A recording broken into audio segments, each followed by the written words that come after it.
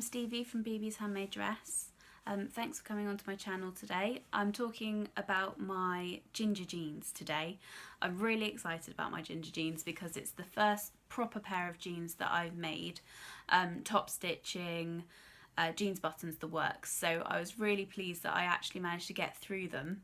I did make the saffron jeans from Deer and Doe before I made my ginger jeans. But they just didn't quite hit the mark for me on being a proper pair of jeans. They're more kind of denim trousers than anything. So I bought the Closet Case Files Ginger Jeans video course that Heather Lou was offering a few months ago. I bought it on sale when it first came out. It was around £60 for me when I did the code and stuff. Unfortunately, Canada adds a tax as well. So although Heather was offering it for around, I think it was something like $40, with the tax added on top, it worked out about £60. But that's just kind of the way it went, unfortunately. But to be honest, I think that it was totally worth £60 for me to actually work through the amount of videos that there was, and also actually come out with a finished, fairly decent pair of jeans. So here they are. And now these are slightly too big. So these, I cut a straight size 16 for me. Normally I would wear around a UK 14. So I just was trying to hedge my bets, really. So I started off with the mid-rise skinny, I think, skinny pattern. So this is the one that comes with the course, because she did a mid-rise version for the course. I know that she had a high-rise to start with, and I think the Morgan jeans are low-rise. I'll have to double check that though, I'm not sure. So I would have made a high-rise, but I probably would have taken it down to a mid-rise had I just bought the pattern alone. But luckily it came with the course, so I didn't need to worry about that.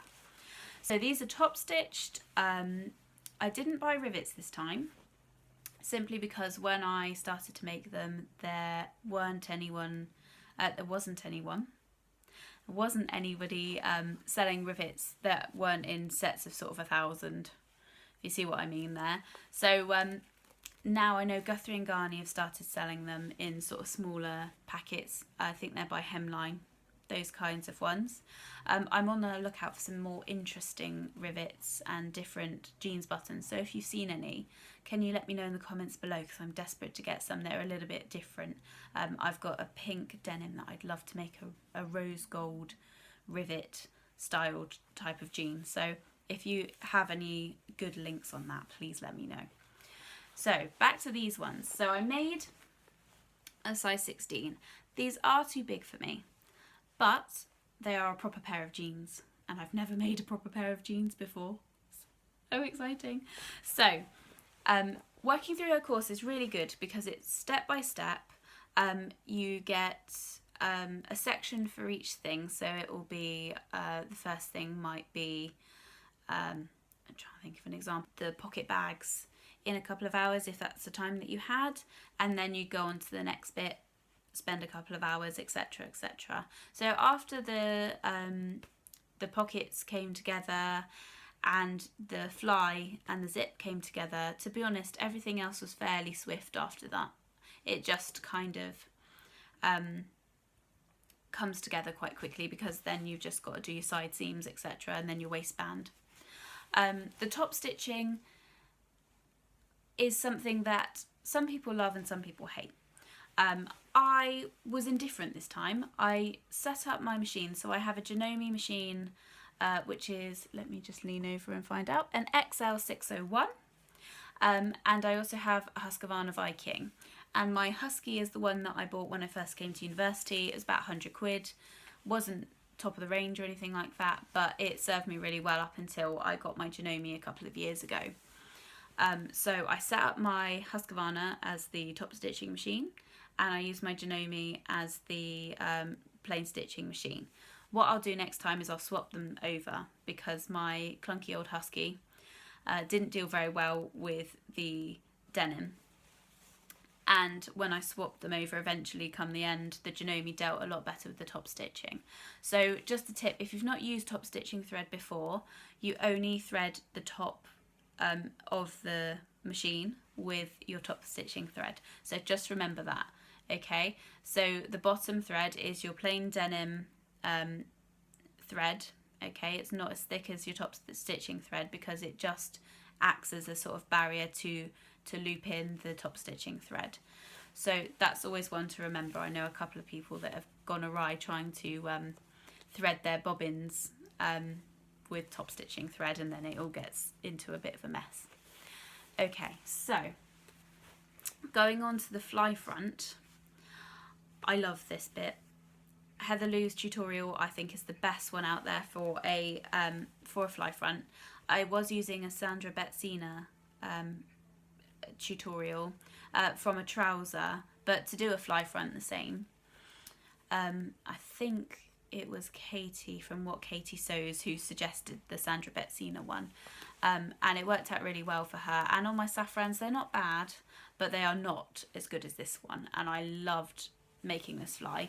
I think it's pretty good. I mean, ignore the slightly wobbly top stitching, but it's not a bad one for the first proper go. So what she does is she takes you step by step through it. It's quite a long video. I think it's about 40 minutes worth, so you really do get your money's worth with this course. That's just one section of 40 minutes just on the fly to make sure you get it 100% right. She does a really good introduction with the different types of denims, the different levels of stretch, and what to expect from each kind of pair of jeans that you make. She talks about selvedge denim as well, which was something that I wasn't really aware of, and the kind of the fashion, I suppose, for Japanese selvedge denim. It's not something I come across before, but now I see it everywhere. Ditto, I've got some good Japanese selvedge denims in case you're interested. So this won't be my last pair of ginger jeans. Here's the inside of the fly, just to give you a bit of an idea of how we're doing with that. Heather Lou's really good about your bar tacks as well. What she said is everybody's top stitching is wonky to start with. So if you've got a particularly dodgy area, that's where to stick your bar tack. So you can tell where mine went a little bit awry in the corner there. I love these and I love the course, and I think it was definitely worth my £60 that I paid. I'm really pleased with the professional finish that I managed to achieve on these jeans, because normally I would have found that very, very difficult without the kind of hand holding that the course gives you. My pockets are just some nice quilting cotton I had knocking about. What Heather says to do as well, which I didn't think of immediately as an obvious thing, is that you want to see the pattern inside your jeans, because nobody is going to go into your pockets and expect to see anything particularly interesting. If you look on your normal jeans, they're pretty plain, pretty boring. So what she said is sew them so that you can see it, because it's a design feature for you, and I really like that. And there's a lot of elements in that I think are really special. So the other thing that you could do is, instead of, like I have, using denim twice in your waistband, one of the things that she suggests is just using quilting cotton on the inside of your waistband and just having a denim outer, perhaps with some interfacing in between, which is what I've done. And it looks gorgeous. When you look at all the jeans that she shows you to give you examples of how to do them, they all look different, they all look individual, unique and beautiful. So it was something that I'd not considered before, but actually now I definitely will consider perhaps using it as a facing, but making it more beautiful on the insides. So there they are. Fit wise, they are too big. I'm okay with that. They are my first try. I have got some more of this denim, thankfully. I probably did have enough to make another pair, but I did wonder if I didn't have enough, whether the dye lot would be the same, as I'd already spotted that Ditto had some more. As I said, I have got another denim to have a go with. What I might do is, I'm just undecided as to whether I'll make the Mia jeans or another pair of gingers. So this is my peachy denim that I want to use the rose gold rivets for. If anyone can find those for me, that would be fab. I would definitely recommend a 2% stretch minimum for these. This I think is a 3%. I've made some Mia jeans out of a 3% and they're slightly thin. You know, it's up to you what you pick. I've seen some really nice versions that have been less, but it's just getting that sizing and the fitting right. No two pairs of jeans are the same. I ended up doing a lot of shaving the legs down. It sounds a little bit odd, doesn't it? But you know what I'm saying. So particularly on the side seams, the outer seams particularly, I took in a lot. I've got slightly, I'm not sure if they're weird, but you know, that my body shape is very much carrot on the bottom half. That's the best way I can describe it. I'm very short. I'm 5'3" and a bit. I like to say I'm 5'4", but really I'm not. And so I kind of start off quite wide and then I go to absolutely nothing at the bottom. So I'm quite wide at the top, hips wise, thighs wise, and then quite narrow down through my calf and down to my ankles. And being very short, I have very short legs as well. So I think I hacked off, I would have said at least 16 centimetres, I think was the number that I took them up by. So I shortened them at the shorten line by 16 centimetres. So if you're sort of pint sized like I am, then you're going to need to shorten them significantly. Mine weren't too bad by the time I did that. My hem is not super deep. I just did a simple fold over because by the time I got to the end, I just couldn't think jeans any longer. But I might go back and top stitch this actually so that I have a nice top stitched hem. But it's a simple fold over, overlocked hem for me on these. Yeah, so they weren't too bad once I'd shaved that 16 centimetres off. But had I not had the foresight to do that, I might have struggled later on to correct that, because obviously the shorten line or the lengthen line is sort of in the middle, and that then adjusts. So what I did, because it was so much, is I just shaved it off at the pattern just so it made a decent leg line, so it was smooth and not curved or out of proportion in any way. I still needed to make them very much thinner, particularly towards the bottom of my legs. So I found they were not too bad a fit on the thigh. They were comfortable. They could have been smaller because the stretch would have accommodated, and most of my jeans are fairly close fitting around the thigh. So I had to shave off, what should we say it would be? I guess it would be a couple of inches either side. For me to make my legs fit how I'd like them to. They're not quite as skinny as I'm used to. So next time I'm going to cut a straight 14 and see how we go from there. I am going to need to add a sway back adjustment in the back because I have a terrible problem with them gaping at the back. It would be quite easy to fix had I used the facing just in a quilting cotton. It would have been thin enough to be able to just whack a couple of darts in. But because I'm using both sides as denim and with interfacing, I just think it will look a bit chunky. So I'm not going to worry about it on these pair. They don't fall down, so I can wear them relatively comfortably. They can just be for days where I just need a bigger pair of trousers. So they're fine. But yes, I would definitely go down a size for me. I was probably being overly cautious, thinking that if you make them too small, there's nothing you can do. But yes, I think they're pretty true to size, I would say, for me. And the course is really helpful at the start, where they they do actually fit on, I think it's Alexis, who I think she is Heather's assistant, who works with her for closet case patterns. And she does a short little bit of fitting there, and she's got some brilliant kind of fitting cheat sheets on her blog. So it's definitely worth checking them out, because I didn't realise that I believe I've probably got a knock-kneed adjustment that I need to do, and that's where they kind of slant, from what I understand. If you've got a really good tutorial for adjusting for knock knees, could you please pop it in the comments below, because I know that that's something I need to do on the next pair.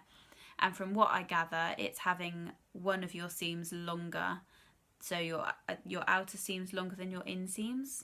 If I've got that totally wrong, please can you let me know, because I'm going to have a go at that for the next thing. So the next pair of ginger jeans are going to have that adjustment, I think. It's quite interesting when you make your own jeans. You don't realise all these little quirks that your body has are just quirks, you know? And then you go into a dressing room and you think, oh, nothing fits me. But actually, a lot of the time it's just these tiny little things that are things that everybody has, but they just kind of live with.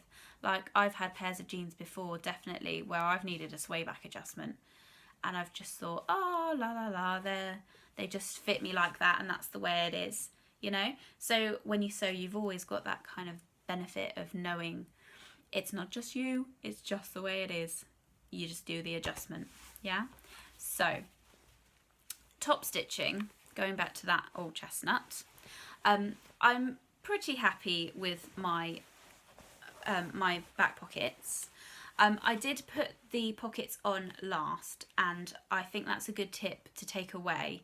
I would think about maybe looking at placing your pockets and then pinning them in the place that you think is the right place, but I wouldn't sew them on when Heather says, simply because, and I think she says it in the video as well, once the jeans are put together and constructed, you put them on, and then it's better to kind of place them where you're comfortable placing them.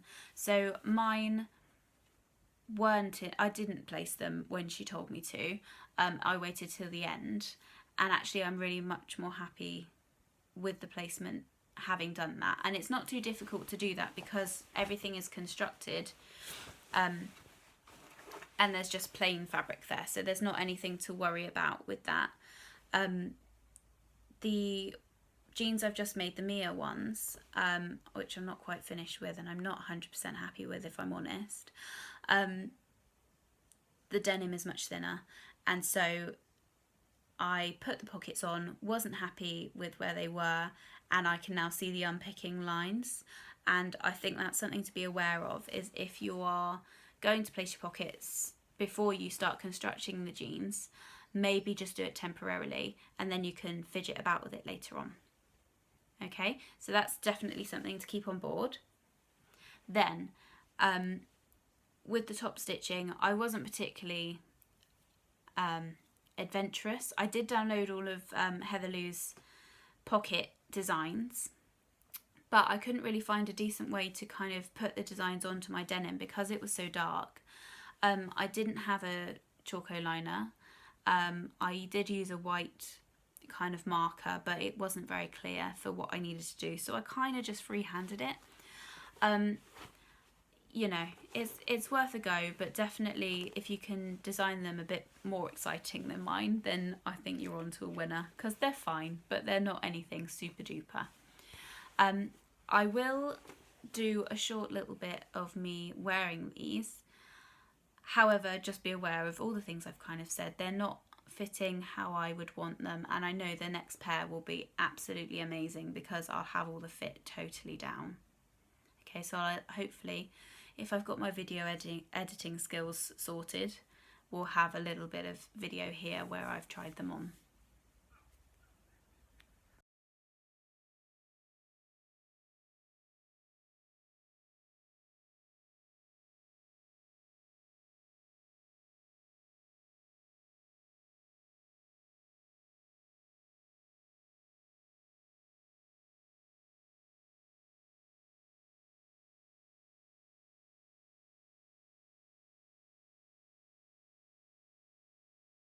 so that's my review of the ginger jeans.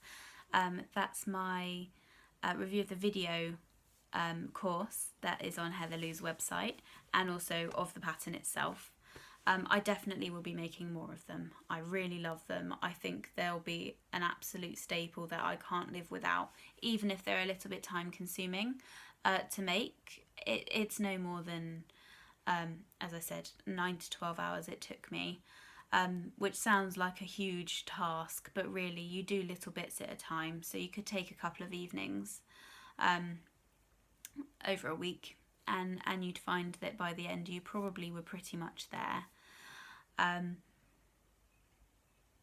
really like the denim that I used. I definitely would say use a 2% denim. I think anything 1% would be pushing it for me.